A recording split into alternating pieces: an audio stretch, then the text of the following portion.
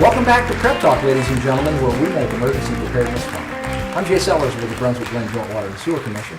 My guest today is Jay Wiggins, Director of the Glynn County Emergency Management Agency, who is half the man that he used to be thanks to diet and exercise. Jay is formerly a police captain with the Glynn County Police Department, where he earned the reputation as the man who incapacitated and arrested more jelly donuts than any other officer on the force. Thanks, Jay. You're hilarious. Thanks for being here, Jay. We want to spend the next few minutes talking about what items belong in your shelter kit. In our last show, we met with Alec Eaton from your office, and we learned what items belong in the go bag and in tents. You know, one time I had an argument with a girl in a tent. Is that so, Jay? Yeah, it's really hard to look cool when you storm out and slam the flap.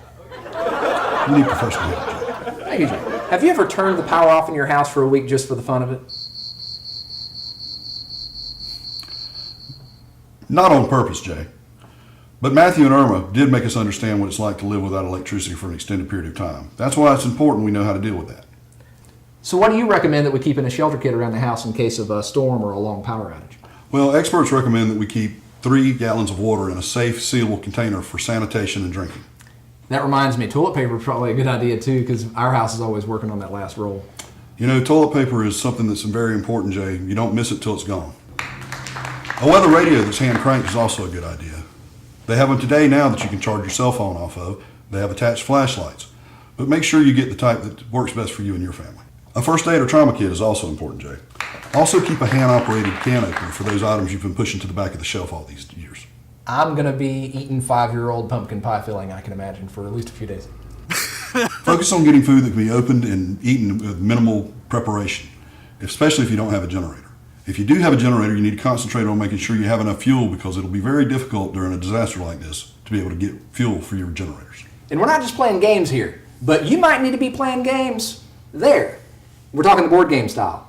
Nothing's going to frustrate the kids more than lack of internet access and Xbox. Plus, if your power's out, our power may be out too. Many of our pumping stations do have backup power, but some don't. Before you flush, think of us. Otherwise, you might get a second look at what's going down. If we're faced with tropical storm or hurricane conditions, remember, run from the water, hide from the wind. Turn around, don't drown. Avoid driving if you can't see the lines on the road. And we may be talking about shelter in place, but remember, you need to make the best decision for you and your family. If we have an impending storm, you need to make good decisions and take an opportunity to get out of town. Don't wait till the last minute until we're begging you to leave. In these blue sky days now, find the tools we can use to get prepared before disaster strikes. And be practical. You may already have a lot of these items laying around your home. Don't go out and spend a lot of money. Remember, you can download the Ready Georgia app on your smartphone or visit glenncounty.org/EMA or ready.gov to move your family forward a notch being prepared. And let's not forget about your pets. Whether you evacuate or whether you stay during a disaster, you need to make plans to take care of your furry friends. Well, that's about all the time we have for today's episode of Prep Talk. I want to thank you for your time, Captain Jay Wiggins, and I hope that we don't have any reason to spend a week together in the Emergency Operations Center this year. Thanks, Jay. I couldn't agree more. Every day, the staff of the JWSC And the Glynn County EMA are here to serve you.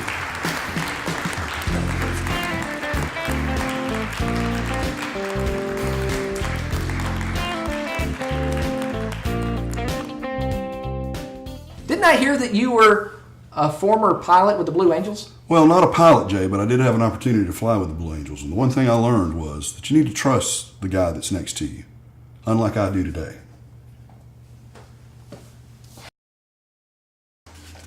Hey, Jay, why do trees have so many friends? I don't know. Why? They branch out. With that, I'm going to leave.